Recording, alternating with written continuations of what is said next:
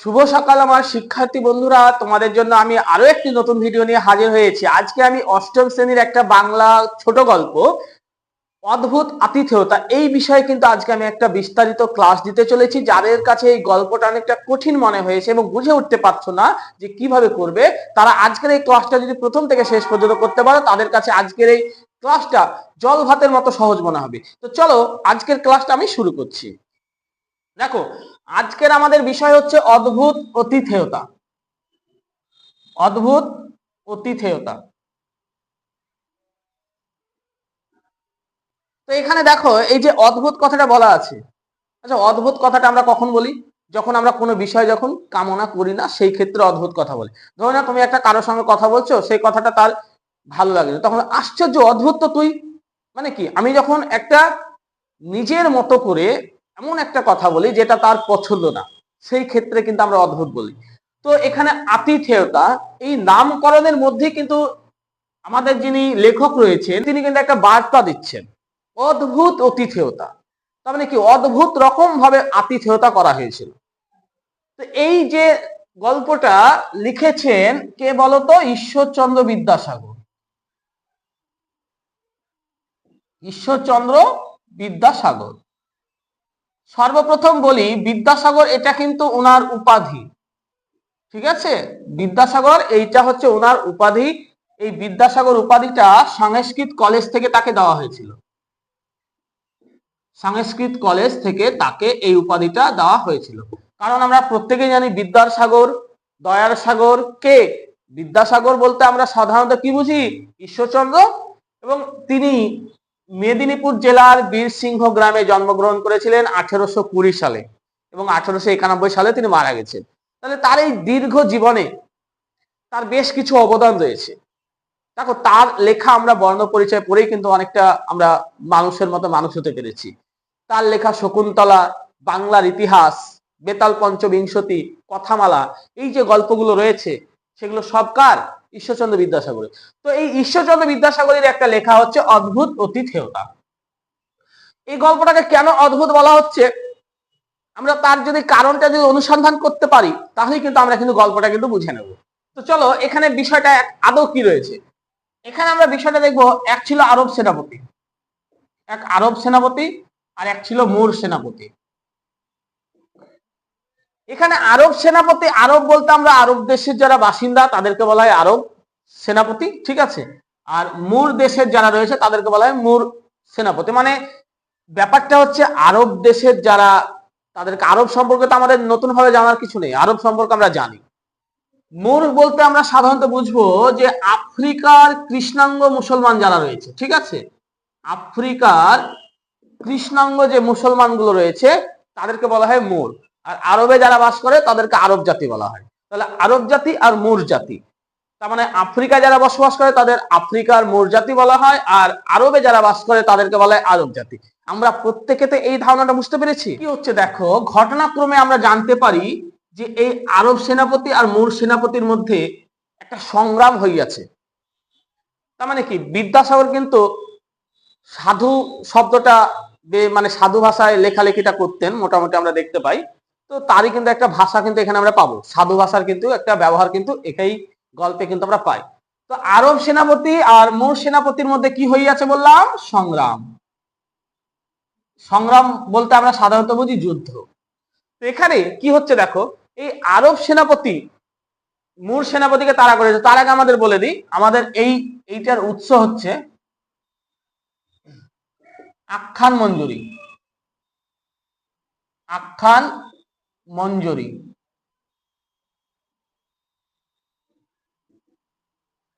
তো এখানে আমরা যেটা দেখবো সেইটা হচ্ছে আরব জাতি আর মুর জাতির মধ্যে সংগ্রাম। জাতি ঠিক বলবো না, এখানে আরব সেনাপতি আর মুর সেনাপতির মধ্যে সংগ্রাম শুরু হইয়াছে। এবং আমরা দেখতে পাই ঘটনাক্রমে যে আরব সেনাপতি আর মুর সেনাপতি যখন একে অপরকে যুদ্ধের জন্য তাড়া করেছে, তখন এই মুর সেনাপতি কি করেছে জানো? মুর সেনাপতি দিকভ্রম হয়ে গেছিল। দিকভ্রম মানে কি, রাস্তা হারিয়ে ফেলেছিল। তো সে কি করেছে, ব্যাপারটা কিরকম হচ্ছে দেখো, এখানে আমি একটা সার্কেল আঁকছি। ব্যাপারটা এখানে যেমন দেখাচ্ছে, ধরে নাও এখান থেকে এটা ধরে নাও আরবদের দুয়ার, তোমাকে এইভাবে সে তাড়া করেছে। তুমি তাড়া করতে করতে খেয়ে খেয়ে খেয়ে খেয়ে খেয়ে আবার কি করছো, তুমি সেই একই জায়গাতে এসে উপস্থিত হয়েছো। তার মানে ব্যাপারটা কেমন দাঁড়ালো, যে আরব সেনাপতি তোমাকে তাড়া করেছে, তুমি ভুল করে সেই শত্রুর শিবিরে এসে প্রবেশ করেছে। তো এখানে আরব জাতি হচ্ছে এমন একটা জাতি, এরা আতিথেয়তার ব্যাপারে এরা কোনো কৃপণতা করে না। কেননা আরব জাতির সমতুল্য এ বিশ্বে আর কেউ নেই আতিথেয়তার ব্যাপারে। এবং এদের একটা রাজকীয় একটা ধর্ম আছে। ধর্মটা কি, শত্রুও যদি আমার দুয়ারে এসে উপস্থিত হয় তবুও তার অনিষ্ট চিন্তা করতে পারি না। অনিষ্ট মানে কি, তার খারাপ চাইতে পারি না, তার অমঙ্গল চাইতে পারি না। বোঝা গেল? তাহলে এইরকম হচ্ছে আরব জাতি। কিন্তু ওরা দুয়ারের বাইরে পেলে কিন্তু তোমাকে ছাড়বে না। তো এখানে ঘটনাক্রমে কি হচ্ছে, মোর সেনাপতি ঘুরতে ঘুরতে ঘুরতে ঘুরতে কি করছে, সেই আরব সেনাপতির কাছেই এসে হাজির হয়েছে। যে তারা করছিল যেখানে বাঘের ভয় সেখানেই কিন্তু সন্ধ্যা হয়। তো এখানে আরব জাতির দুয়ারে এসে পটমণ্ডপ দ্বারে এসে মোর সেনাপতি সাহায্য প্রার্থনা করলেন, আশ্রয় প্রার্থনা করলেন, আর সাথে সাথে আরব সেনাপতি রাজি হলেন। তো কি করলো, যেহেতু মোর সেনাপতি সারাদিন ধরে ক্লান্ত ক্ষুধার্ত, কেন, কারণ সে সারাদিন ধরে ছুটাছুটি করেছে, তাই সে ক্লান্ত, এর সাথে সাথে সে কিন্তু অনেকটা ক্ষুধার্ত। তাই আরব জাতির কাছে এসে তিনি কি করলেন, সেখানে কিছুটা খাওয়া দাওয়া করলেন। খাওয়া দাওয়া করতে করতে গল্প করতে করতে অনেকটা ভাব হয়ে যায় না। এখন ধরে না তুমি আমার বাড়ি আসলে, তোমার সঙ্গে আমার গল্প করতে করতে কি হয়, অনেকটা ভাব হয়ে যায়। কিন্তু আমাদের ক্ষেত্রে কি হয়, যে আমার যদি শত্রু হয় আর সে যদি আমার বাড়িতে আসে, তাহলে তো আমি ছেড়ে কথা বলবো না। আমরা কি করি, আমরা লোকের বাড়িতে রেগে মেরে আসি। আর এখানে আমার নিজের বাড়িতেই রয়েছে আমার শত্রু, তাহলে ওদের মানে দৃষ্টিভঙ্গি আর আমাদের দৃষ্টিভঙ্গিটা কেমন বুঝতে পারছো তো। আমরা কিন্তু কি করি, ওদের বাড়ি থেকে তেড়ে মেরে আসছি, আর আমার বাড়িতে পেয়ে গেলে তো কোনো কথাই নেই, তাই না? এখানে কি হচ্ছে, এখানে আরব সেনাপতি আর মোর সেনাপতি এরা দুজনে কথোপকথনের মাধ্যমে পূর্বপুরুষদেরকে নিয়ে গল্প করছিল। এবং পূর্বপুরুষদেরকে নিয়ে, পূর্বপুরুষদের বীরত্ব সাহস এই ব্যাপার নিয়ে গল্প করতে করতে তারা ঘটনার চক্রে মুর সেনাপতি আর আরব সেনাপতি যে গল্পটা করছিল সেই সেই কথোপকথনের ছলে আরব সেনাপতি জানতে পারে যে এই মুর সেনাপতি হচ্ছে তার পিতার হত্যাকারী। তো এখানে দেখো, আমি যদি আমার পিতার হত্যাকারীকে যদি আমার চোখের সামনে পাই, তাহলে আমি কি করবো, আমি তাকে সাথে সাথে বধ করব। কিন্তু আরব সেনাপতি সেটা করেনি। হয়তো তার মানে প্রতিহিংসা জেগে উঠেছিল প্রতিশোধ নেবার, কিন্তু সে কিন্তু তৎক্ষণাৎ তাকে হত্যা করেনি। কেন, কারণ সে আমার অতিথি। আর আমরা হিন্দু ধর্মেতে একটা কথা বিশ্বাস করি, অতিথি নারায়ণ ভব, অর্থাৎ অতিথি নারায়ণের সমান। তাই আমরা তার অনিষ্ট চিন্তা করার কথা ভাবতে পারি না। কিন্তু সূর্য ওঠার পরে যখন দুয়ার থেকে সে আমার বাইরে চলে যাবে, তখন কিন্তু তাকে আমি শত্রু মনে করে তাকে হত্যা করব। এইটা হচ্ছে আমার মূল কাজ। তো আরব সেনাপতি যখন জানতে পারলো যে মুর সেনাপতি তার পিতার হত্যাকারী, তখন সে কিন্তু কি করে, তৎক্ষণাৎ সেখান থেকে চলে যায় এবং বলে যে আমার অস্বস্তি ফিল হচ্ছে, একটা শারীরিক অসুস্থতা বোধ করছি, তাই সে কিন্তু সেখান থেকে চলে যায়। এবং আরব সেনাপতি তার জায়গায় অন্য একজনকে পাঠিয়ে দেয় এবং তার দেখাশোনা করার দায়িত্ব দেয় এবং বলে যে আপনি খাওয়া দাওয়া করে মুখ হাত পা ধুয়ে ঘুমিয়ে পড়বেন, তার মানে কি শয়ন করবেন। কিন্তু এখানে মুর সেনাপতির মনে একটা সন্দেহ হলো যে কি ব্যাপার, আমাকে হঠাৎ এরকম করলো কেন, স্বাভাবিক। তো পরবর্তীতে আমরা দেখতে পাই যে আরব সেনাপতি আবার সেই সূর্য ওঠার আগে মুর সেনাপতিকে ডেকে পাঠালেন ঘুম থেকে তুলে, এবং বলল যে আমি ঘটনাচক্রে জানতে পেরেছি যে তুমি আমার পিতার হত্যাকারী। তার মানে ভেবে নাও, যেখানে বাঘের ভয় সেখানেই সন্ধ্যা হয়। তো আরব সেনাপতি তাকে বলে যে আমি তোমাকে একটা সুযোগ দিতে চাই, তুমি যেহেতু আমার দুয়ারে আছো তাই তুমি আমার কাছে অতিথি, তুমি আমার নারায়ণ ভব, মানে এটা জাস্ট বোঝাতে চাইছে।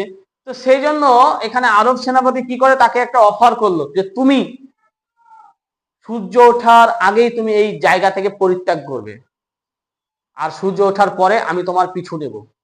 যদি তুমি বেঁচে যাও তাহলে খুবই ভালো, আর যদি না বাঁচো তাহলে তো কিছু করার নেই, তোমাকে মৃত্যুবরণ করতে হবে। এইটা কিন্তু সে বোঝাতে চাইলো। আর সেই সময়তেই মুর সেনাপতির হাত পা তো থরথর করে কাঁপবে, বুঝতেই পারছো। জমের যে ঘর, সেই ঘরই রাত কাটিয়েছে ধরে নাও। তো মুর সেনাপতি আরব সেনাপতির কাছ থেকে মানে কথোপকথনের ছলে ব্যাপারটা যখন জানলো, তখন আরব সেনাপতি বলে তুমি এটা ভেবো না যে আমি তোমাকে দুর্বল ঘোড়া দিয়েছি। আমার ঘোড়াও যেমন শক্তিশালী, ঠিক তোমার ঘোড়াও হচ্ছে শক্তিশালী। তাই এইটা ভেবো না যে আমি তোমাকে দুর্বল ঘোড়া দিয়েছি যে দৌড়তে পারবে না, কিছুটা দৌড়ে গিয়ে হাঁপিয়ে পড়ে যাবে, এমন কোনো ব্যাপার নেই। আমি তোমাকে শক্তিশালী ঘোড়া দিয়েছি, কারণ আমি চাই না যে আমার হাতে অনিষ্ট হয়ে যাবে। তাই আমি তোমাকে সুযোগ দিলাম, তুমি সূর্য ওঠার আগেই এই জায়গা থেকে পরিত্যাগ করবে। আর সূর্য যখন উঠে যাবে তারপরে পরে আমি তোমাকে পিছু নিব, এবং পিছু করতে করতে তোমাকে যদি আমি পেয়ে যাই তাহলে তোমার এখানে গেম ওভার। এইটা তিনি বোঝাতে চাইছে। মানে মূল সেনাপতি কি করছে, আরব সেনাপতির কাছ থেকে বিদায় নিল। এরপর আমরা দেখতে পাই যে মূল সেনাপতি আরব সেনাপতিকে সম্বোধনা জানিয়ে, সম্মান জানিয়ে সেখান থেকে বিদায় নিল, এবং তাড়াতাড়ি সে কি করে, ঘোড়াতে করে ছুটতে শুরু করে। আর সূর্য ওঠার পরেই আমরা দেখতে পাই যে আরব সেনাপতিও মূল সেনাপতির পিছু নেয়, কিন্তু মূল সেনাপতিকে সে কিন্তু আর নাগালের মধ্যে পায় না। ততক্ষণে মূল সেনাপতি নিজস্ব স্বীয় শিবিরে পৌঁছে গেছে। আর এভাবেই আমরা দেখতে পাই যে মূল সেনাপতি নিজেকে বাঁচিয়েছিল। তার মানে কি, এখানে যে একটা অদ্ভুত আতিথেয়তা, সে তো জানতে পেরেছিল যে সে তার বাবার হত্যাকারী, কিন্তু তারপরে সে তাকে হত্যা না করে তাকে একটা সুযোগ দিয়েছে। এই যে এটাই জন্যই এখানে অদ্ভুত ব্যাপারটা লাগলো না, তোমাদের কাছে ব্যাপারটি অদ্ভুত মনে হলো না? এখানে ঠিক সেটাই কিন্তু এখানে কিন্তু হয়েছে। যদি ভিডিওটা ভালো লাগে তাহলে অবশ্যই একটা লাইক, কমেন্টস ও বন্ধুদের মধ্যে শেয়ার করে দেবে। আর তোমাদের পরবর্তী কোন ভিডিও লাগবে সেটা অবশ্যই কমেন্ট করে জানাবে। আজকের মতো এটুকুই, দেখা হচ্ছে পরবর্তী কোনো ভিডিওতে, ততক্ষণের জন্য ধন্যবাদ।